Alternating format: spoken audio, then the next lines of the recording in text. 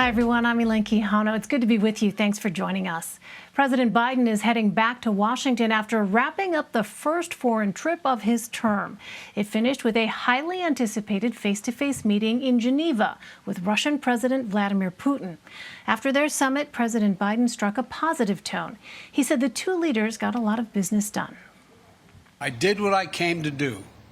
Number one, identify areas of practical work our two countries can do to advance our mutual interest and also benefit the world. Two, communicate directly that the United States will respond to actions that impair our vital interest or those of our allies. And three, to clearly lay out our country's priorities and our values, so we heard it straight from me. And I must tell you, the tone of the entire meetings, I guess it was a total of 4 hours, was good, positive. I hope the United States has shown the world that we are back, standing with our allies. And now we've established a clear basis on how we intend to deal with Russia and the U.S.-Russian relationship. The president added the months ahead would serve as a test of the relationship. The only major area of agreement announced was a commitment to restart talks over nuclear arms control. Back at the White House, Vice President Kamala Harris hosted a group of Texas Democrats who blocked a voting restriction bill last month by staging a walkout. She said the administration would do everything in its power to lift the voices of people fighting to preserve the right to vote. All citizens have the right to vote constitutionally. It is their right. What we are seeing are examples of an attempt to interfere with that right, an attempt to marginalize and take from people a right that has already been given. We are not asking for the bestowal of a right. We are talking about the preservation of a right. The vice president added that the Biden administration is not telling people how to vote and said that protecting that right is not a Democratic or Republican issue, but an American issue. For more, let's bring in Christina Ruffini, Meridith McGraw, and Arron Blake. Christina is a CBS News correspondent covering foreign affairs. Meridith is a national political correspondent for Politico, and Arron is a senior political reporter writing for The Fix at the Washington Post. Welcome to you all. A lot to cover today. Christina, let's start with you and President Biden's summit with Russian President Vladimir Putin. Put this moment into context for us. Both leaders described U.S.-Russia relations as at an all-time low. Does this meeting change that? Well, I think when you talk about the relationship being at an all-time low, you have to kind of wonder, well, when was the high point, right? It's not been an easy relationship, and it's not been an easy relationship, especially in the last couple years. This summit was not going to fix that, and that wasn't the purpose of it. You know, both leaders had said it was a constructive summit. That doesn't mean it was a necessarily productive summit. We didn't see a work product. We didn't see a joint statement, and none of that was expected. What they wanted to do and what President Biden said he wanted to do was get in the room with Vladimir Putin and say things to his face. He said he didn't want intermediaries. He didn't want the message getting lost through, carriers, ambassadors, any of the above. He wanted to say specific things and lay out some rules of the road for things like cyberattacks, things the U.S. will not accept. And they also wanted to jumpstart a strategic dialogue talking about nuclear arms. Look, these two countries, the U.S. and Russia, have the biggest nuclear arsenals in the world, and there are several international treaties that lapsed during the last administration. Both President Putin and President Biden have said they want to get those things restarted, and President Biden said they're working on that. They agreed to start a dialogue, and that's progress.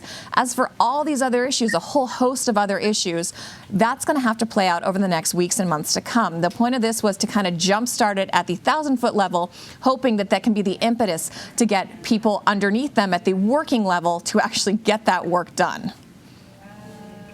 Well, Meredith, the summit was shorter than expected. Did the accounts that Presidents Biden and Putin gave in their separate press conferences afterwards match up?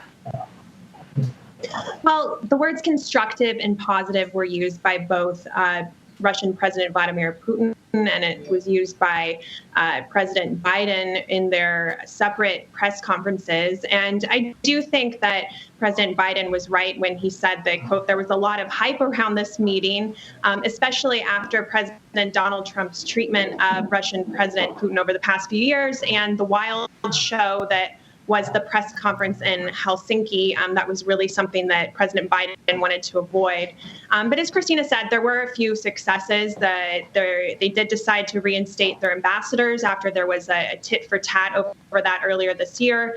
And they did decide to create some kind of cyber attacks task force. But overall, there's still a lot of division here. There weren't a lot of big breakthroughs. That joint strategic statement that was put out really didn't say very much. And, for Biden and Putin, this was about sitting down together, having a conversation. And I do think it was kind of a telling flashpoint at the end of Biden's press conference when he got visibly frustrated and angry with a question by a CNN reporter who asked why he's confident that Putin will change. And that came after Putin's own press conference, where he really showed no change in tune over human rights, Alexei Navalny's treatment.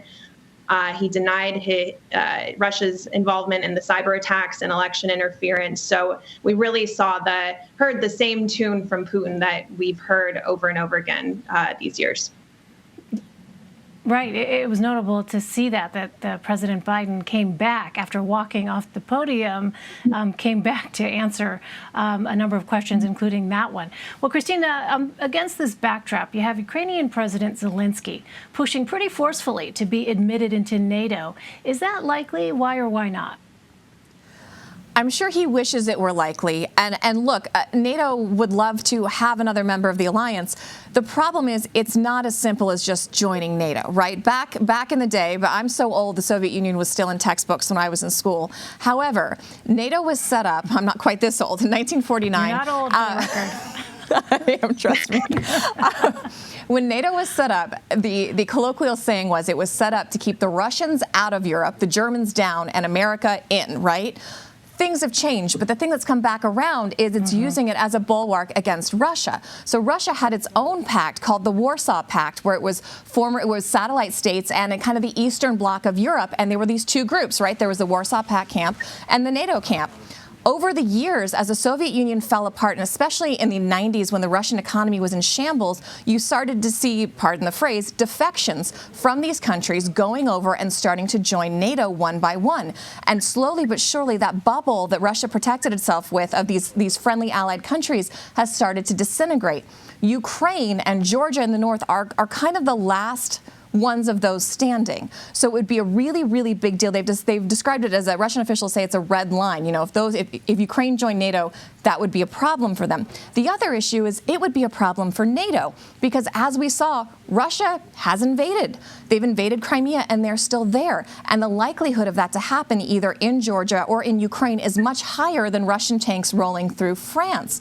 So Article 5 is that mutual defense part of NATO that says, if you hit one of us, you hit all of us, and we're coming for you.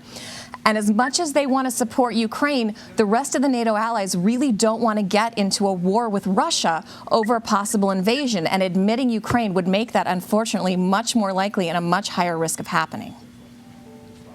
Well, Arron, let's turn to domestic issues here. New polling from Monmouth University shows President Biden's approval rating dropping from 54% to 48% in the past 2 months. How do you think that might affect the fight over infrastructure?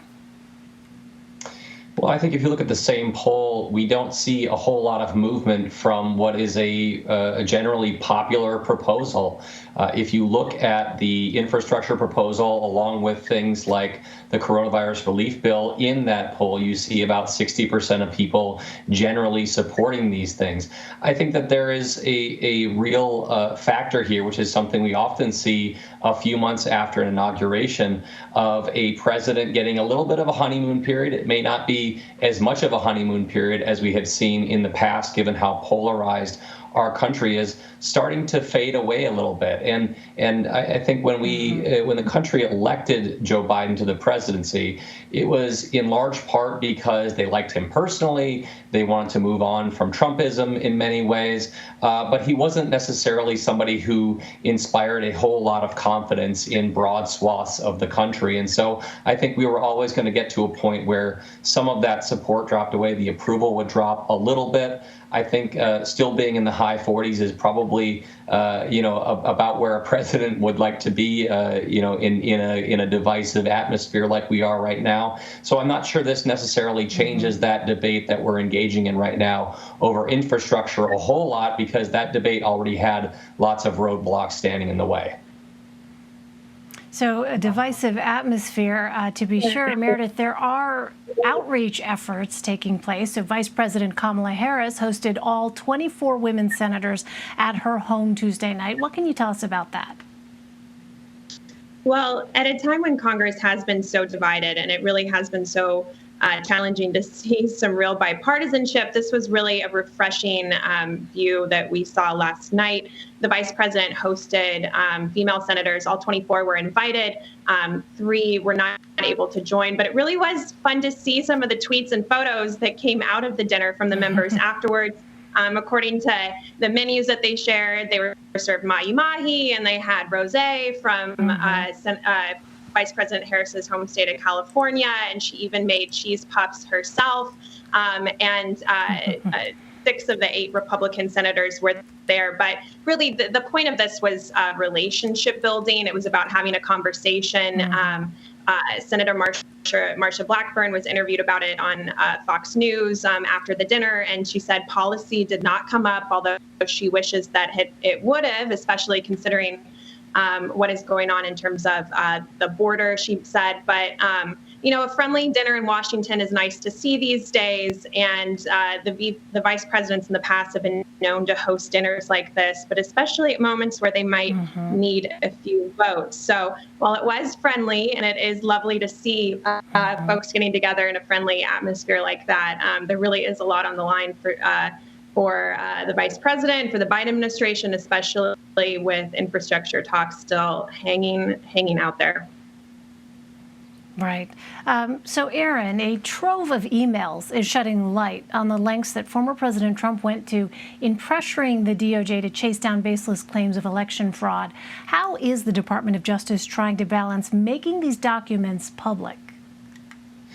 Yeah, so what we saw this week was really a closer look at exactly what the White House was up to when it came to applying pressure. This kind of pressure was focused very much from Trump's legal team. We knew what Rudy Giuliani was up to going back to the Ukraine pressure campaign. We knew that there were members of the Republican Party who wanted to see various baseless allegations of voter fraud looked into. What we really saw in these emails was that pressure was actually coming from the highest levels of the White House. There was an afternoon on January 1st, on New Year's Day, in which White House Chief of Staff Mark Meadows was sending a bunch of things that he wanted the Justice Department to look into, asking them to assign specific people to look into issues in Fulton County, Georgia, debunk theories in the state of Michigan. I think maybe the most pronounced example of how far they were willing to go with this was forwarding this very far-flung theory that Italian satellites had somehow changed the election results on the voting machines in various states. This was something that hadn't really been brought to our attention, even by the president with the various things that he was tossing out there. But this was something that Mark Meadows sought to bring to the attention, not just of the Justice Department, but of the acting Attorney General, Jeffrey Rosen, essentially trying to get them to look into this thing, anything, something that would cast doubt on the election results just a few days before those election results would ultimately be finalized. And so I think it's really a continuation of what we've seen over the past 4 years, the 4 years of the Trump administration, in which the White House was very much willing to leverage whatever it could do with the Justice Department to try and help its political objectives. In this case, the idea that the White House in particular was pushing these theories on the Justice Department, asking for specific investigations that would benefit the president politically, I think really is kind of a cherry on top of what we've learned over the last 4 years. All right, Christina Ruffini, Meridith McGraw, and Arron Blake on this busy news day. Thank you all very much. Really appreciate it.